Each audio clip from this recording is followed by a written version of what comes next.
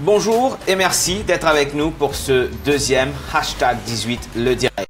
Sa face annoncée qui n'aura hélas pas lieu. Danesh Maraï qui devait ici représenter le PMSD et expliquer sa propre candidature à l'élection partielle du 18 ne viendra pas, selon son leader, à cause du track record de l'Express. Son adversaire, lui, il est bien présent. Kougan Parapen de Résistance et Alternative, bonjour. Bonjour. Danesh Maraï n'est pas là, même si vous, comme adversaire, c'était son choix. N'empêche, nous allons débattre de l'enjeu national et local de cette élection partielle, votre programme, la légitimité politique de votre parti et les faits marquants de la campagne. C'était la formule convenue, 30 minutes par candidat présent à un face-à-face avec un compteur affiché ici. Nous ne changerons pas cette formule. Kougan Parapen face à, hélas, la chaise vide du PMSD. Hashtag 18, le direct, c'est parti.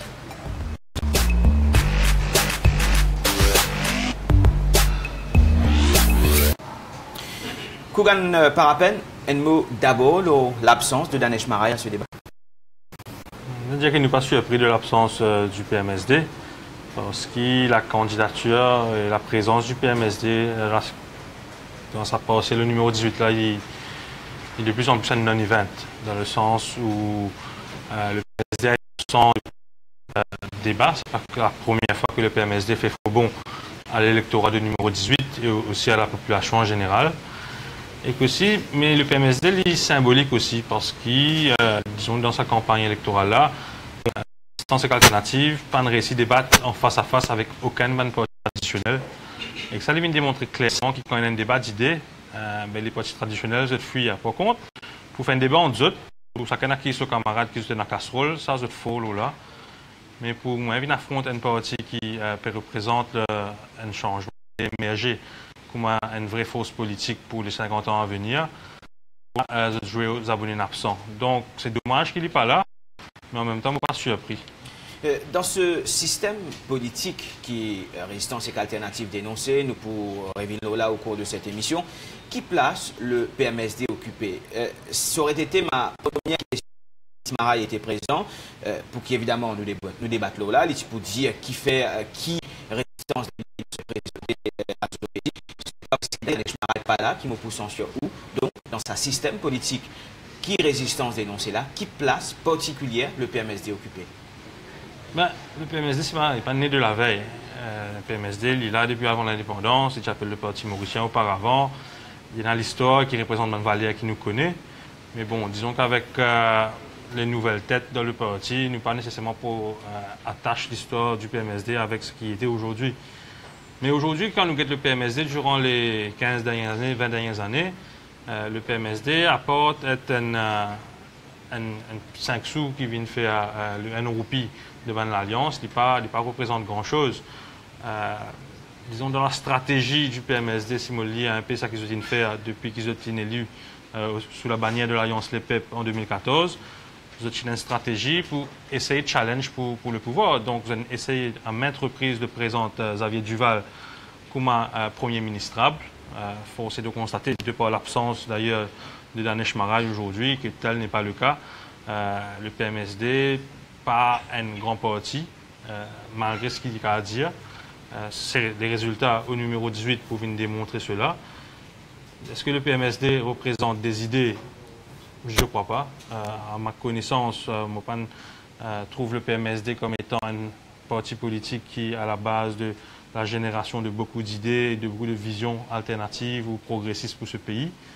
Le PMSD, c'est un clan familial auquel quelques Djimoun attachent d'autres parce qu'ils pensaient que quand le clan familial pourrait aussi donner un coup de main avec une autre composante politique pour rentrer au gouvernement, ben, c'est quelques miettes du pouvoir qu'ils ont pour récolter en termes de nomination ou de place le PMSD en lui-même.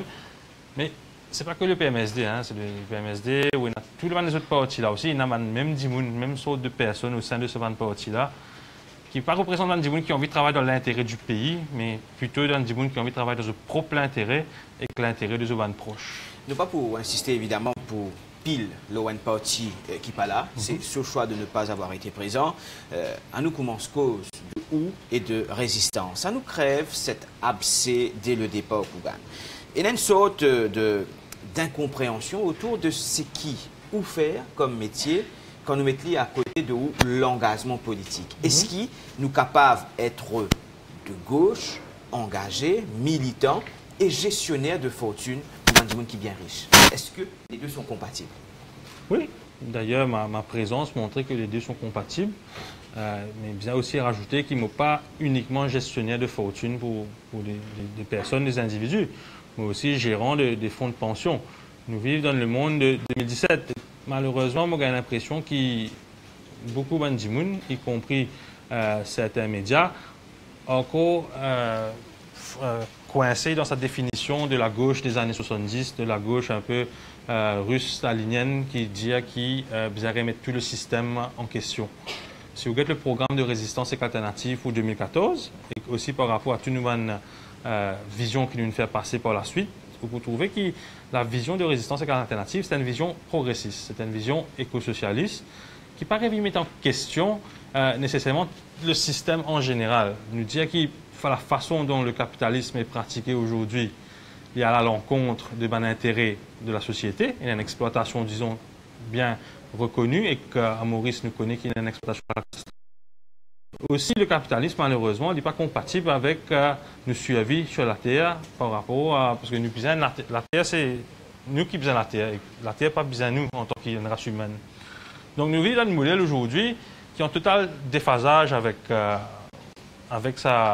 Terre-là, comment dire. Donc, être gauchiste ou être de gauche, on va prévenir une question sémantique pour moi, un camarade, c'est une question de progrès. Et que le problème à Maurice aujourd'hui, le gros problème de notre société, c'est qu'il y a des gens qui détenaient le pouvoir économique, qui ont réussi à accaparer le parti politique qu'il a depuis l'indépendance. Donc, nous avons un gouvernement successif depuis l'indépendance qui n'est pas là pour travailler dans l'intérêt de la population, comment je prétends le faire à chaque échéance électorale. Mais la question c'est, est-ce qu'il travaille pour une société financière quelconque, est-ce qu'il, dans la logique même de travail, investit dans le fonds, est-ce que cela n'est pas génère un profit pour justement, au profit de ce système capitaliste qui en retour peut servir à leurs gens pour financer un parti politique d'une manière obscure, d'une manière opaque. Est-ce qu'il finalement ou pas faire partie du système qui vous dénoncez? C'est ça la question. Mais est-ce que la compagnie pour laquelle je travaille, est-ce qu'il les finance de façon obscure les élections? Pas à ma connaissance. Ses clients sont un client potentiel? Pas à ma connaissance. Si vous apprenez, Enzo? Mais là, il remet en question ma présence au sein de cette compagnie. Mais je fais des études en économie, et des études assez poussées. À mon retour à Maurice, moi, j'ai une ambition, c'est de mettre ce que je apprends au service du pays, mais aussi au service de ma compréhension. Quand on apprend l'économie, on a envie d'apprendre plus. Aujourd'hui, si je dénonce un système, il y a beaucoup à faire aussi avec mon exposition à ce système-là.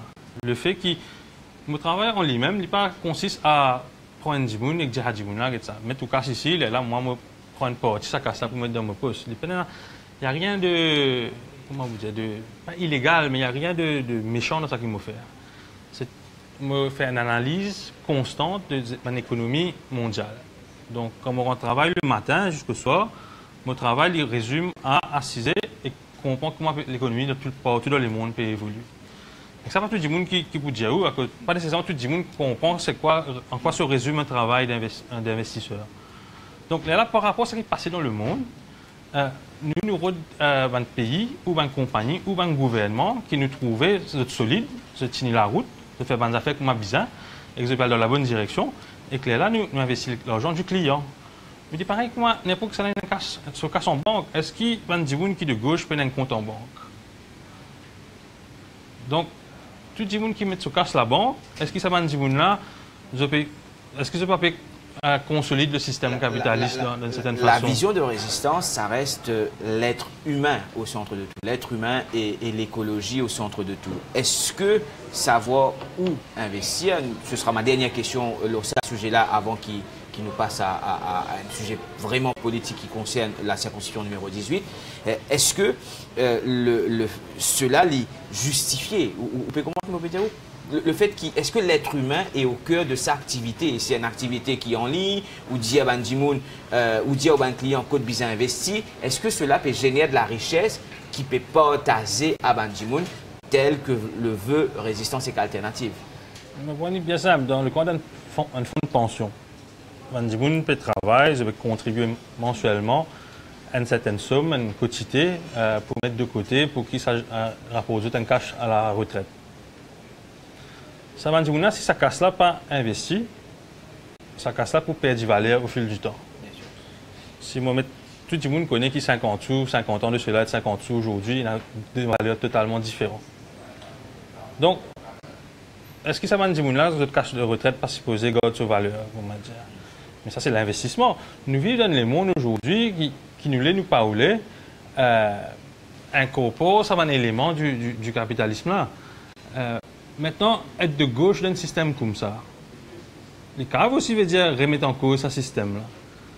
Mais moi, on peut dans la prétention pour venir remettre en question un système qu'il a depuis 500 ans.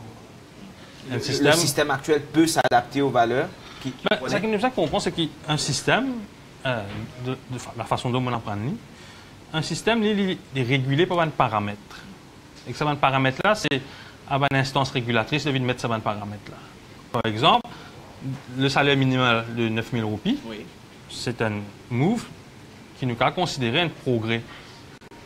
Donc, n'importe qui dit de gauche, pour tout ça move de mettre un salaire minimal, même s'il y a 9 000 et non pas plus, moi j'espérais, je peux considérer ça comme un move de gauche. C'est-à-dire, est-ce que ça move là arrive à remettre en question tout le système? Non. Mais ça qui nous veut dire, c'est que nous devons avancer. Les paramètres là, le paramètre c'est qu'aujourd'hui, à partir de quand l'implémentation de ce salaire minimum pour laquelle Résistance et Alternative la guerre depuis le début. D'ailleurs, c'est nous, parmi les premiers partis qui mettent ça sur la table et que ça a été, on va pas dire copié, mais intégré dans les programmes des autres partis. Donc, d'une certaine façon, quand on a un salaire minimal, nous aussi revendiquons la paternité de ce salaire minimal. Mais ça, c'est un paramètre dans le système. Donc, demain, n'importe qui employeur, quand il peut employer un djimoun, il prend un paramètre minimal. Il n'est pas pour payer un djimoun à moins que 9 000 roupies. À nous rentre, Kougan, dans le vif du sujet politique. Nous, à 4 jours de l'élection partielle à 4 bornes, Résistance et Alternative, est-ce qu'ils n'ont pas une fatiguée prêche dans le désert, dénonce un fonctionnement politique pour qui finalement, à chaque fois, un acteur de ce fonctionnement, de ce système politique qui se dénonçait, battre à plate couture? Est-ce qu'ils ne sont pas fatigués, prêche dans le désert?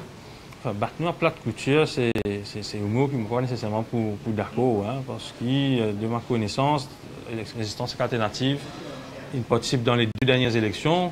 Première élection, il a fait 3,5% au niveau national, avec quand même certaines bonnes performances dans les régions urbaines, notamment à 4 bornes, mais aussi dans le sud, et quelques bonnes performances. À 4 bornes, où il y a 6,5% des votes, oui. Xavier Duval, il y a 62% des Certainement. Votes. Mais Xavier Duval, il y a une partie qui est établie là depuis pas mal de temps. Il y a un patronyme qui malheureusement dit encore porte attention à ça pour voter. Et nous connaissons, moi du moins, je connais que ça combat, pas trop content avec le mot combat, mais c'est un engagement politique là. Il y a bien un début.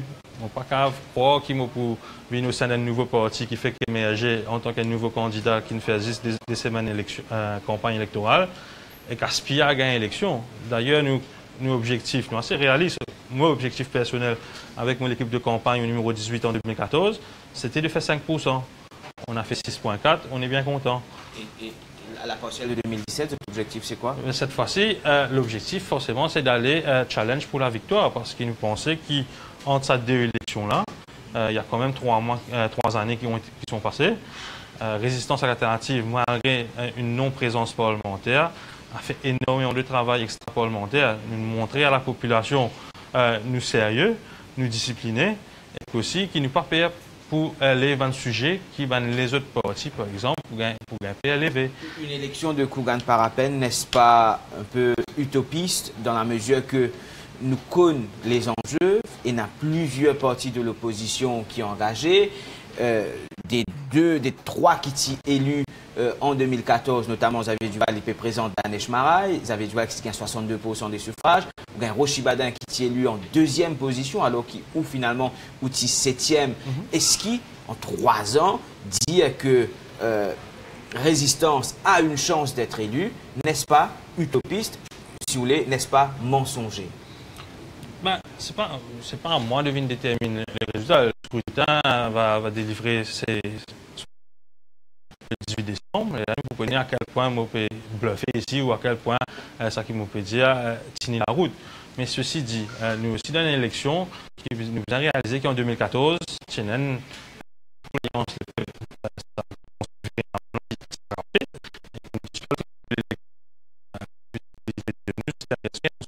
clair et net. Pas de tout, nous avons bon l'idée, mais seulement là, c'est le tour de mettre Navin Rangoulam dehors. Mais en 2014, je tiens la possibilité de corps, c'était une vote sympathie. Là, en 2017, il n'a pas existé cette possibilité. Certainement. Mais même quand nous prenons ça en considération, nous pensons qu'il y a suffisamment de monde, surtout le fait que nous ne pouvons pas affronter l'alliance, nous pouvons affronter chaque parti on its own. Et en termes de crédibilité, honnêtement, dans l'élection de 2017 là, c'est le parti politique qui amène ce candidat ou ce parti au sein du à ça qu'il faut appeler les partis traditionnels, c'est alternatif. Donc, c'est une qui désespéré qui font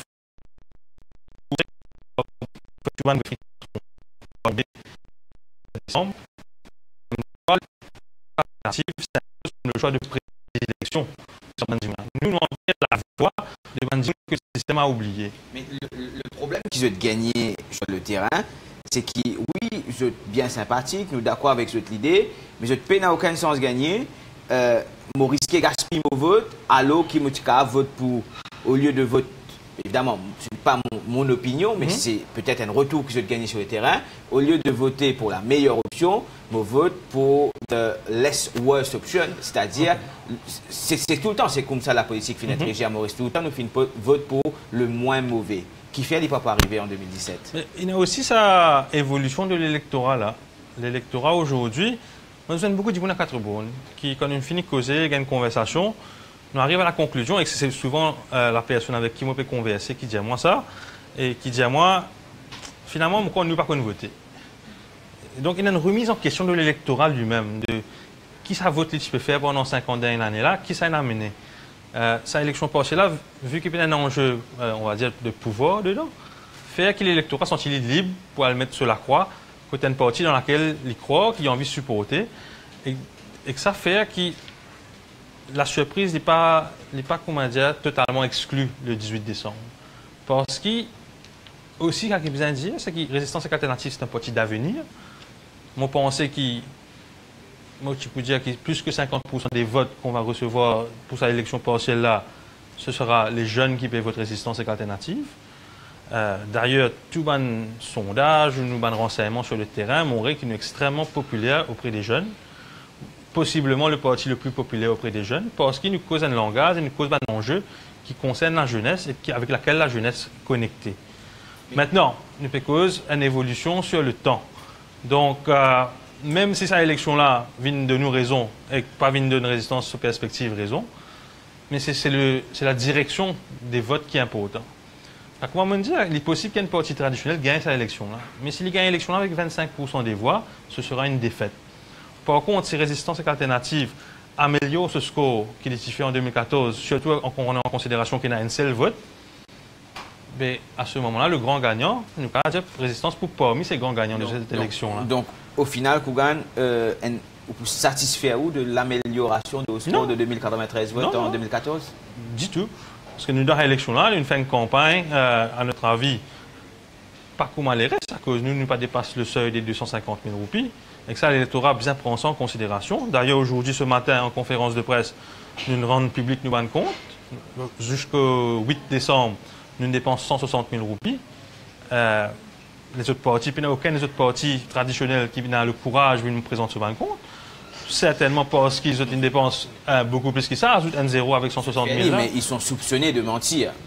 Soupçonnés, c'est être trop gentil avec eux. nous tout connaissons qui est la cause menti.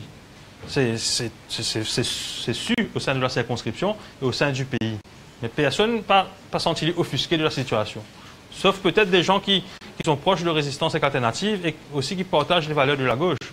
Mais si nous en vient un pays qui est dans la bonne direction, nous sommes capables d'élire un parti qui respecte la loi à la base. Quand on met la barre aussi haute, c'est-à-dire étudier et annonce la possibilité que résistance et qu'alternative gagne la partielle du numéro 18, est-ce qu'il n'est pas pris vous d'une fallback position ou dans les finances, vous connaissez tout le temps besoin d'une fallback position, c'est que si jamais ou perdit, si jamais ou score pire qui c'est qui a accompli en 2014, qui est capable quand même et n'a garde un argument pour dire que oui, au fin de progresser. Or, si on peut constamment dire que la possibilité que résistance élue y existait, là, lui-même très fort, la possibilité qu'il améliore au score est très fort, est-ce qu'il ne peut pas priver ou d'une fallback position? Non, moi, je veux qu'il réalise. C'est une interview qui m'a fait le soir des élections de 2014 sur un de mes compétiteurs de l'Express. Confrère, allez. Même si confrère de ce jour, ce n'est pas nécessairement ça que nous trouvons. Je disais dans l'interview de 2014, qui m'attend à faire un bon score, mais pas être élu. Donc, je ne pense pas qu'il pour venir un plateau, juste pour dire qu'il a la possibilité de gagner, juste pour faire, pour faire du monde croire qu'il a la possibilité de gagner, là, je pas le vote pour nous. Ça que je peux dire, c'est un feeling du terrain. C'est par rapport à la campagne que nous fait en 2014 et à la campagne que nous peut faire à cette là par rapport à la réaction des 4 bonnets de Mandjiboun de Belle-Rose face à Résistance et Alternative, mais aussi face à ma candidature comme candidat à ces élections, le feeling il est bon. Maintenant, si le jour des résultats, nous régressons, nous sortons de 6,4% et que nous arrivons à, disons, 2%, ben, nous pouvons remettre en question qui fait, il arrive ça, et remettre tout en question, est-ce que la politique, elle ne peut faire de la bonne façon, est-ce que vous pouvez continuer? Mais, valeur du jour, je peine à ce sentiment-là, et que je suis très surpris s'y arriver. Moi, je suis confiant que le 18 décembre, Résistance et Alternative seront l'un des grands gagnants de ces élections potentielles. L'enjeu régional d'abord, avant qu'il nous passe à l'enjeu local Kougan, cette élection finit déclenchée à partir du moment que Rochibadin quitte l'Assemblée nationale sur la base de sa contestation sur le projet Métro Express. Quelle est la position de Résistance et Alternative d'abord sur cette démission de Rochibadin et ensuite sur le Métro Express? Éventuellement, qui l'élection de Résistance et Alternative capable de changer dans le projet de Métro Express, pardon, si évidemment c'est en vissance quelque chose d'autre là. Déjà, ce de 4 bonnes belles roses pensaient que Rochibadin démissionnait à cause du Métro Express, c'est naïf. Parce que malgré tout ce qu'il dit, malgré qu'il base sur la campagne là, il existe peut-être sur une déclaration précédente quand il était au sein du gouvernement par rapport au Métro Express pour comprendre que ce n'est pas ça l'enjeu de la démission de Rochibadin. Rochibadin démissionné claque la porte du MSM et va s'asseoir au sein de l'hémicycle et qu'il crée son Reform Party avec ça qu'il nous connaît comme Aline Créli au début, des rencontres un peu dans les quartiers UP de Beaubassin, code de financement routier, etc. Bon, nous quitte ça de côté. Donc, l'enjeu du Métro Express n'est pas qu'à attacher avec Rochibadin. Mais c'est vrai que le Métro Express en lui-même, d'ailleurs, la position. Moi, déjà, me dire est-ce que le Métro Express, c'est un projet qui Maurice, par rapport à une situation économique actuelle, quand nous endettés par rapport à la dette publique à presque plus de 60%, est-ce que c'était le moment qui fait bizarre à faire un projet qui coûte la bagatelle de plusieurs milliards, même si une partie nous donnée en cadeau en laine? En sachant que laine, pas de non en cadeau, n'est pas Islande, n'importe quel grand pays au monde, pas de non en cadeau. Nous pouvons besoin repayer ça et que le prix, c'est à ce moment-là que nous pouvons vraiment connaître qui le prix nous payer pour ce métro-là. La deuxième question qui se pose, c'est est-ce qu'il n'y a pas une alternative plus abordable d'abord, mais aussi plus qui commence mieux que le Métro Express? Parce que là, le Métro Express, il peut faire face à plusieurs obstacles, la destruction de plus de 200 arbres. Ces arguments-là sont aussi ceux de Rochibadin, sauf qu'on dit à nous, au départ, initiait une position favorable au métro express. Donc finalement, ce qui différencie ou position de celle de Rocher Baden, c'est juste ou peut dire qu'il fait une constante cette position, alors que Rocher Baden, à un moment donné, il finit pour et ensuite il finit contre. La résistance alternative est tout le temps en faveur d'un système de transport alternatif. Aujourd'hui, à Maurice, quand vous regardez le nombre de voitures sur les chemins, quand vous constatez qu'il y en a plus qui descendent du monde qui perdent la ville ou la route, vous n'avez pas qu'à un droit de dire qu'il vous compte un système de transport alternatif. Au-delà du métro express, parce qu'il nous résiste bientôt 10 minutes sur le compteur, au-delà du métro express, évidemment, Résistance se fait entendre et se fera encore entendre sur le sujet, est-ce qu'il y a un autre enjeu pour 4 bornes cette élection? Pour 4 bornes précisément. Nous pouvons l'enjeu national d'un petit moment. Non, l'enjeu de ces élections, c'est surtout, il y a une valeur de référendum, ces élections. Parce que pour la première fois depuis l'histoire indépendante de Maurice, à une exception près peut-être, au Pékin qui, dans une élection, chaque parti politique a le courage pour affronter sa électorat-là tout seul. Et surtout quand on prend en considération que le métro express qui vote pour un parti ou un autre, il peut aller de l'avant, donc ça l'enjeu qui Rocher Baden refaire l'élection à venir, il est déjà discardé, vous mettez de côté. Donc le véritable enjeu de ces élections, selon Résistance et Alternative, c'est à demander à l'électorat de décider s'il a envie de continuer avec sa parti traditionnelle qui ne trahit là, qui tout le temps racontait des histoires pendant la campagne, mais après fait tout ça le contraire une fois au pouvoir, ou l'électorat, il marche chaud, il neuf, pour qu'il fasse une décision rationnelle, basée sur l'action de certains partis, il fasse qui parti qui vraiment it walks the talk. Et nous pensons que cette élection-là, il y a aussi une question d'ordre économique. Aujourd'hui, il y a un système économique à Maurice qui est taillé sur mesure et qui est de plus en plus taillé sur mesure pour une certaine élite économique. Mais est-ce que, justement, ça c'est plus un enjeu national qui nous proposait dans un instant, est-ce que l'habitant de 4 bornes, est-ce qu'il n'a pas l'impression qu'il peut bien choisir qui s'en a qui est une meilleure opposition? Non, parce qu'il est bien au-delà de l'opposition. Il est bien au-delà de ce qu'il peut choisir un député pour rentrer dans le Parlement pour 10 ans. Il est bien là, sa responsabilité en tant que citoyen, et c'est une lourde responsabilité, c'est un peu de dire à l'électorat global à Maurice, à la Mauricienne, dans toutes les autres circonscriptions, mais trace le futur passage. Qui va une partie qui peut émerger dans le futur? Qui va une partie qui inspire confiance? Et qui va une partie qui, bon, il arrive là pour nous mettre un peu de côté, il arrive là que ça va parce que ça va une partie là, représente nous l'intérêt. Donc, l'électorat 4 bornes, il a un choix crucial. Et beaucoup de gens un peu downplay cette élection-là, dans le sens que je dis, cette élection-là, pas pour le sens non. Et psychologiquement, cette élection-là a une extrêmement grande importance. Qui s'en a pour gagner cette élection-là? Qui s'en a pour le grand perdant de cette élection-là? Tout ça là pour dessiner l'avenir politique de l'île Maurice pour les 50 ans, peut-être les 10-20 ans à venir. Donc, quand une parle voter, il besoin de surtout calculer, il n'a pas besoin de voter sa partie qui tout le monde peut dire, il peut gagner là. Ça dit, il a besoin de voter en son âme et conscience, sa partie politique qu'il y pensait pour faire un meilleur travail, pour représenter seul l'intérêt, et que seul l'intérêt, et que l'intérêt de ses enfants et de ses petits-enfants pour le futur. Avant que nous vienne l'enjeu national un peu plus large d'un petit moment, un des faits marquants de cette campagne, finalement plusieurs, finalement agression verbale, si vous voulez, contre les femmes, un discours indécent contre certaines femmes politiques du pays. Mais finalement aussi, cette photo d'Orvin Boulel dans une réunion dans la case d'un membre de Voice of Hindu. Orvin Boulel dit qu'il appartient à un de communal là-dedans, il dit qu'il c'est un électeur comme un autre, il n'a pas fait tenir aucun discours sectaire. Résistance qui gagne une bataille, partielle certes, contre la déclaration d'appartenance ethnique, qui regarde les jeter ce qui finit arrivé.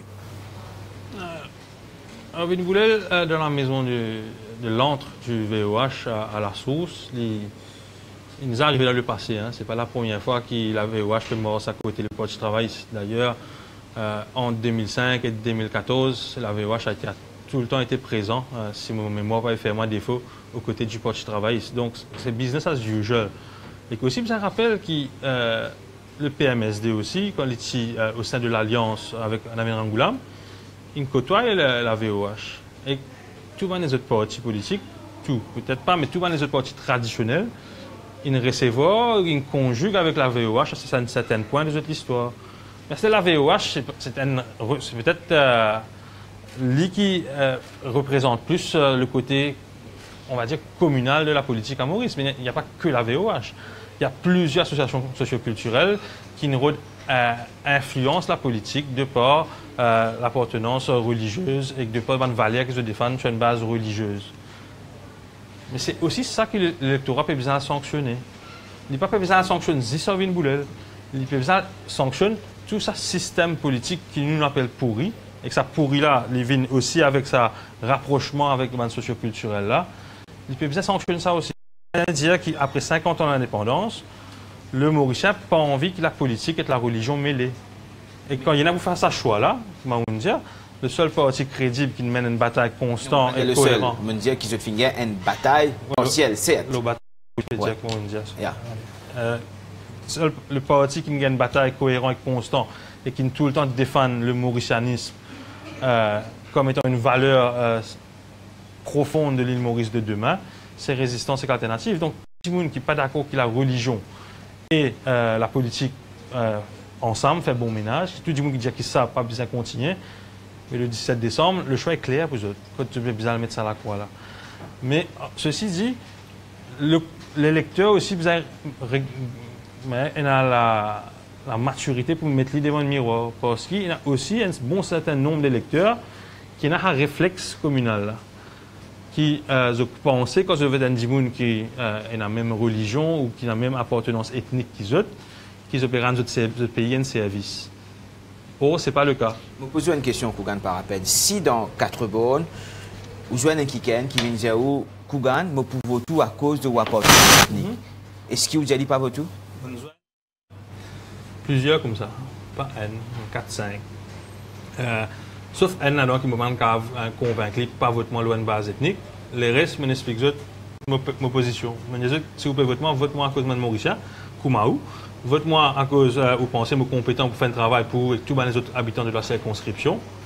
Et vote, quand vous allez voter dans le futur aussi, pas voter un Dimoun à cause des ressemblés ou à cause un passé, disons, quand vous êtes sorti, c'est le même endroit.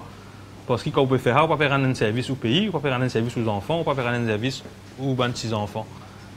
Et que ça dit, moi, initialement, il est un peu choqué à cause, il n'a pas expecté un dialogue comme ça. Mais après, il a acquiescé. Il dit, si tu dis tu penses que ma résistance est alternative dans le futur, ce pays, tu peux un autre pays. Au score de 2093 votes en 2014, certains de ceux qui ont été élus en 2014, ceux qui finissent tomber en 2014, ont attribué ce score-là à un certain calcul ethnique, à une certaine vote, d'une certaine composante de la société mauricienne, qui finit sacrifier X votes, qui finit vote Kougan par rappel, mais aussi, au fin besoin de ça analyse ça quelque part, qui vous répond, ça va dire là. Écoutez, moi, un candidat de résistance alternative, le jour qui gagne quand vient montrer ou prouver, ou même dire qui fait une politique sectaire ou communale, ou un route de vote de la sorte. Mais qui par défaut, l'intomno. Écoutez, une élection, c'est une élection. Je ne suis pas responsable de mettre sur la croix. Moi, je suis fait traverser un message qui, moi, m'a fait traverser, une valeur à laquelle je crois. Et que certainement, voter un Dimoun qui partage la même ethnicité que vous, ce n'est pas une valeur dans laquelle je crois. Il reste bientôt 5 minutes dans ce débat Kougan par rappel. Je me rappelle à ceux qui peuvent rejoindre nous que le siège du PMSD est resté vide, inoccupé tout au long de cette émission d'Anesh Maraï. L'argument qu'il y fait faire valoir, c'est que le track record de l'Express pas permettre qu'il y participe à un débat tel que Tania Diol et Jack Bisdal t'y fait ici lundi. Donc, alors que le choix de Kougan par rappel comme adversaire à ce débat, c'était le choix de Danesh Maraï lui-même. Kougan, nous reste 5 minutes donc. L'enjeu national, un thème qui vous peut répéter depuis bientôt 1 an, la gentrification. Si vous êtes capable, on a 2 minutes pour expliquer Bandimoun qui fait ou peut mener un combat au Samola, alors qui, je ne pas connaître les chiffres, mais beaucoup de Mauriciens pas comprennent qui était ça. Oui. On a 1 minute pour qu'il nous capable d'aborder les autres sujets. Je fais que 2 minutes. Donc, la gentrification, c'est un mot compliqué, certes, mais il y a un mot qui vient expliquer une affaire que le Mauricien ressentit dans la vie de tous les jours. Ce qui va arriver aujourd'hui, c'est qu'il peut changer le système, le modèle économique de Maurice peut changer, il peut évoluer, pour faire les en ligne avec ce qui pratiquait un peu dans les autres paradis fiscaux dans le monde. C'est-à-dire, Maurice, cette vision-là, du monde qui détenait le pouvoir économique à Maurice, cette vision, n'est plus la canne à sucre, n'est plus le textile, c'est faire que Maurice accueillir tout le étranger, tout le multimillionnaire étranger, riches étrangers surtout, qui n'ont pas envie de payer des taxes aux autres pays et qui ont envie de cacher des autres taxes, cacher des autres depuis la fiscalité des autres pays. Et que là, ils ont envie de venir rester dans l'endroit. Donc, il y a des autres pays que ça est arrivé dans le passé. Vous êtes dans les Caraïbes, ou plutôt les îles Caïmans, ou plutôt Panama, ou plutôt Bahamas. Mais Maurice peut venir un peu comme ce pays-là. Quand vous êtes par rapport au système fiscal qui est en place à Maurice, vous trouvez qu'aujourd'hui, toutes les taxes, la majorité des taxes qui sont collectées à travers par l'État sont des taxes indirectes. Donc, ce sont des taxes qui sont collectées à travers taxes sur l'essence, taxes sur cigarettes, taxes dans le supermarché, VAT, c'est comme prix pétrole monté, tout monté avec ça. Donc, c'est 75% des recettes fiscales. Et quand vous êtes dans les autres pays, vous n'avez pas plus un équilibre entre les gens qui payent taxes et les gens qui ne payent pas taxes. Vous trouvez que dans les autres pays, par exemple l'Islande, c'est que 65% de la taxe qui vient depuis une taxe directe et depuis une taxe indirecte, c'est depuis le supermarché, c'est que 35%. Dans la direction que nous devons continuer, bientôt, il est possible qu'il y ait un dire que ça, Mauricien, arrête de payer taxes quand vous avez un gros salaire, arrête de payer taxes quand vous avez un gros profit. Paye tout, taxes dans le supermarché, le produit que vous consommez. Mais si vous êtes multimilliardaire, ça n'est pas un problème, à cause qui vous paye une taxe directement à travers l'income tax et le corporate tax, ou qui vous paye une taxe à travers le supermarché, il n'y a pas de problème. Mais quand vous avez un salaire fixe, et surtout moins que 25 000 roupies, qui vous pas habitué à payer taxes, et qui tout ça taxe qui les restes habitués à payer à travers corporate et income tax là, ils transfèrent dans le supermarché. Mais c'est où qui sentit ça? Et à 4 bonnes, quand nous allons, tout le monde dit, comme je disais, la vie, est-ce que la vie est chère à Maurice aujourd'hui? Extrêmement. Et que c'est un vécu. Donc la gentrification, il explique comment Tigit Mauricien devient locataire de ce propre pays. C'est qui explique aussi au combat aux côtés de AKNL? Totalement. À cause c'est un combat dans lequel je crois plus profondément de moi. Parce que, surtout par rapport au modèle économique mauricien, plus que la moitié de la population qui travaille gagne moins que 15 000 roupies, il y a pour autant que la plage reste publique. Il y a pour autant que le Mauricien ait la capacité de se permettre des loisirs. La plage reste publique jusqu'au high water mark, tel qui partout finit à l'hôtel.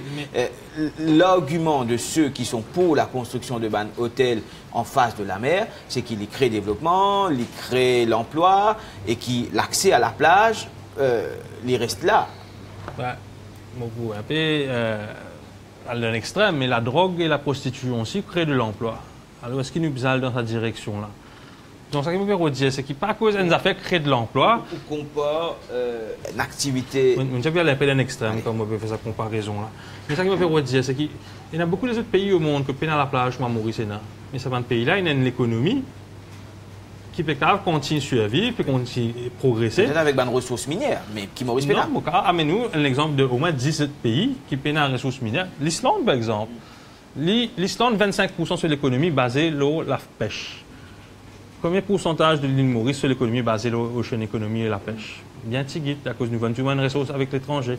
Ce n'est pas à cause de nous développer un système économique dans une certaine époque de l'histoire qui nous besoin dépendants jusqu'à nous finir pilier tout ça ressource là. Ça veut dire quand nous arrêtons le développement touristique, vous depuis la place publique qui restait, c'est là qu'il nous peut faire, c'est là qu'il nous peut mort. Très bien, on ne pouvait pas être plus clair qu'Ougan Parapen pour ceux qui tiennent évidemment doute l'engagement aux côtés de AKNL. Pour terminer, un questionnaire rapide, Kougan, qui fait bizarre pas vote pour Oshibadin? Qui fait pas vote pour Oshibadin parce que Oshibadin, c'est malgré tout ça qu'il prétend et que ce parti prétend être, mais c'est la même chose que notre parti traditionnel avec un couleur différent. Il peut dire qu'il pour réduire le salaire des ministres, il pour abolir la pension des anciens députés et ministres, etc., qui Maurice Pénat moyen. Il y a à peu près la même analyse qu'il y a au Métro Express. Mais ce même Rochibada, il n'y a aucun problème à accepter un podium de plus de près de 30 000 roupies par jour en tant que ministre pendant ces 2 ans au gouvernement. Il empoche plus que 3 millions de roupies de l'État, de l'argent des contribuables, quand il est ministre. Donc, c'est ça, encore une fois, c'est work the talk. Qui fait quand tu es ministre, tu peux accepter, et Castel veut dire qu'il n'est pas bon. Qui fait besoin pas vote pour Nita Djadou? Nita Djadou est une personne qui me joint, avec qui je trouve une correcte, une gentille personne, si je me dire comme ça.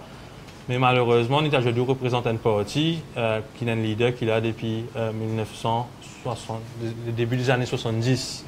Première fois élu en 76 à 4 bornes. Première fois élu en 76 à 4 bornes. Est-ce qu'il nous donne un pays qui, c'est 2 ou 3 personnes qui aspirent à être dirigeant de ce pays-là? Qui fait nous pas besoin de vote pour Nita Djadou, c'est justement parce que ce parti, il est aussi travaillé avec une valeur, avec un principe qu'il peut défendre. Les instances du MMM viennent toujours conduire Paul Béranger à la tête. Je veux dire, ça a toujours été un vote démocratique vers le leadership du MMM. Les instances du MMM, nous connaissons comment le MMM, tout le temps une scindée, tout le temps il y a une dissidence. À chaque fois qu'il y a une dissidence, mais un gens qui est dissident quitte le MMM. Finalement, ce qui est resté du MMM, malheureusement, c'est souvent un gens qui ne pas remettre en question le fait qu'une personne fait 7 ou 8 défaites électorales et qu'on à la tête du parti. On ne peut pas dire méchamment, mais le jour où je me prends chez ma personne, là, je me dis que je ne peux pas faire politique plus que 15 ans, idéalement.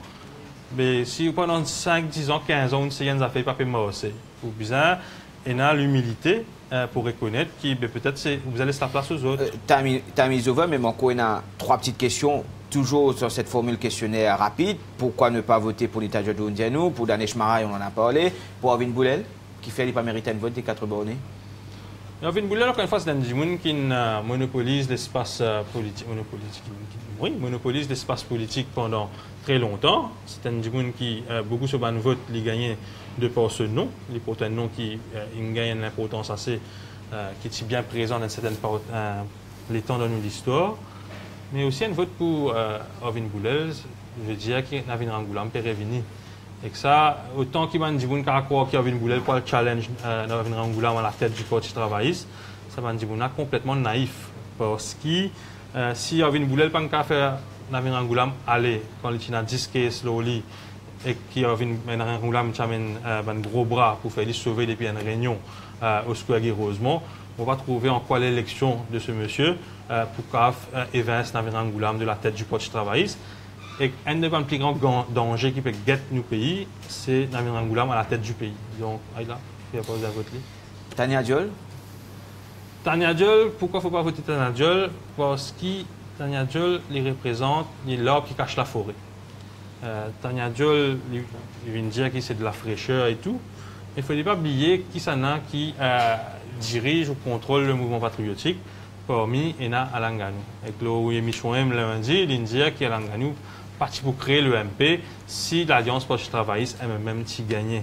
Donc, il dit que ça fait provoquer une série de situations qui fait qu'Alanganou finale. Mais oui, effectivement, il fait dire que si Alanganou gagne, si le MMM gagne les élections de 2014, Alanganou parti pour quitter le MMM, mais avec une série de circonstances. Et après, il revient aussi de la façon que je peux faire la politique. L'accaparement des plages, qui est un combat qui touche moi profondément, il n'est pas débuté dans la campagne. Il y a une affaire qu'il a depuis plus qu'il y a un an.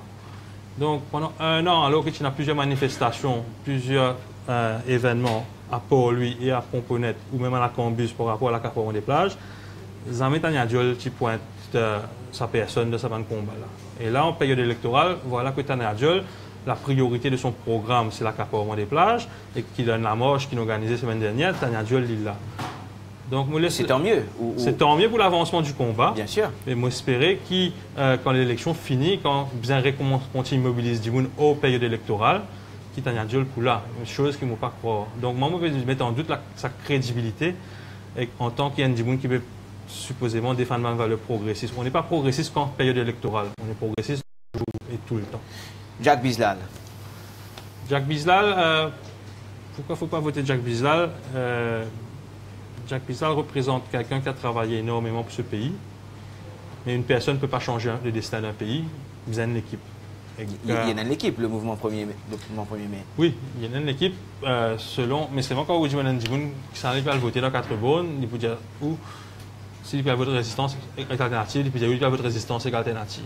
S'il peut voter Jacques Bizal, il peut dire oui, il peut voter mouvement 1er mai, il peut dire oui, il peut voter Jacques Bizal. Mais une victoire de Jacques ne serait pas un progrès pour le pays?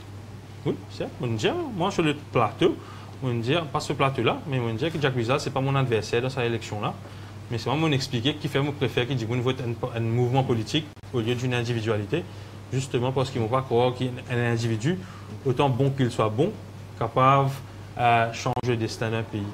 Aujourd'hui, Maurice, il a besoin de l'émergence d'une nouvelle force politique, et non pas l'émergence ou la réémergence d'un individu. Kougan Parapen, merci beaucoup qui vous accepté l'invitation de l'Express pour qu'il nous débatte de où candidature, de où vision politique et celle de résistance sec alternative. Je rappelle à ceux qui finissent assister à ce débat en live sur Facebook et sur l'express.mu que le PMSD finit jouer aux abonnés absents et Kougan finit débattre face à une chaise vide. Nous rappelons aussi 3 gros rendez-vous à venir vendredi. Vendredi entre 11h et midi. Nita Jodou sera avec nous pour une interview one-on-one sur le grill. Entre midi et 13h, bien sûr, sujet à une confirmation du créneau par l'équipe de campagne d'Orvin Boulel. Midi à 13h, Orvin Boulel ici en live au cœur de la rédaction de l'Express pour répondre à toutes les questions. Évidemment, ce sera une interview à bâton rompu, tel qu'il finit suivi avec Kougan Parapen. Et puis de 19h à 20h, Rochi Badin, vendredi en live, toujours au cœur de la rédaction de l'Express. Merci d'avoir été avec nous. C'était #18, le direct. Bonne journée.